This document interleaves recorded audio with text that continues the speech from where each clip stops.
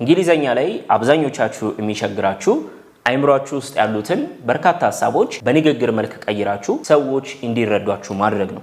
ነገር ግን ሐሳባችንን በእንግሊዘኛ መግለጽ በጣም ሲበዛ ቀላል ነው።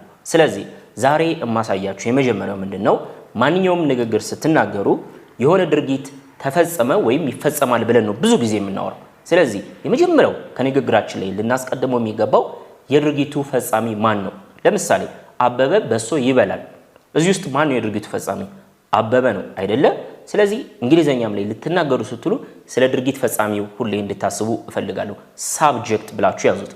ከዛ ማስከተል ወዲያውኑ የምታመጡት ምንድነው ድርጊቱን ነው። እንግሊዘኛ ላይ አበበ ብላችሁ በሶ ሳይሆን ይበላል የሚለው ነው የምታመጡት። ገብቷችኋል? ድርጊቱ ነው የሚከተለው እንግሊዘኛ ላይ ማለት ነው። ስለዚህ ዛሬ የማሳያችሁ ሳብጀክት መጀመሪያ ታመጡና ቀጥሎ verb ነው የምታመጡት። so what kind of verb?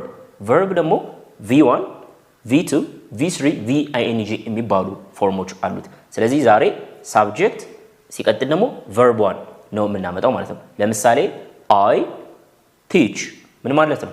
አስተምራለሁ። that means ሁሌ ነው። እሺ ከዛ ማስከተልስ I read አነባለሁ። I eat እበላለሁ። I play እጫወታለሁ። ስለዚህ ሳብጀክት verb ሳምንት ሁሌ የምታደርጉትን ነው። ስለ ሁሉ ጊዜ ነው አደራ። ነገር ግን አሁን ቢሆንስ? አሁን በዚህ ቅጽበት እያደረኩ ከሆነስ ምኑ ነው የሚቀየረው የሚመስላችሁ? I play I read አንልም። አሁን የምናደርገው ከሆነ መጀመሪያ I ወይም ሳብጀክት ነው የምታመጡት። ቀጥሎ የምታመጡት ግን ቀጥታ ድርጊታችሁን አይደለም። ቀጥሎ የሚመጣው ምንድነው? am ይመጣል ወይም is ይመጣል ወይም are። ሶስቱን መጠቀም ይከብደናል። I ካልኩኝ am፣ he ካልኩኝ is፣ she ካልኩኝ is፣ they ካልኩኝ ደግሞ are።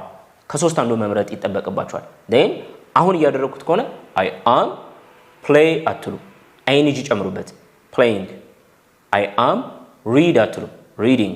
ስለዚህ ሁሉ ጊዜ ስለሚከናወን ነገር I read አነባለሁ። አሁን እያነበብኩ ከሆነ I am reading። ሁሉ ጊዜ ስለማከናወነው ነገር I eat፣ አሁን ከሆነ I am eating። ስለዚህ በዚህ መሰረት የተለያዩ ሴንቴንሶችን ፕራክቲስ እናድርግ።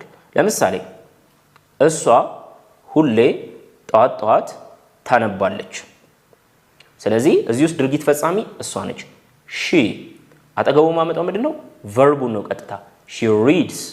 she reads books every morning። she reads books every morning። አሁን እያነበበች ከሆነስ she ብላችሁ am is are ማምጣት አለባችሁ። she is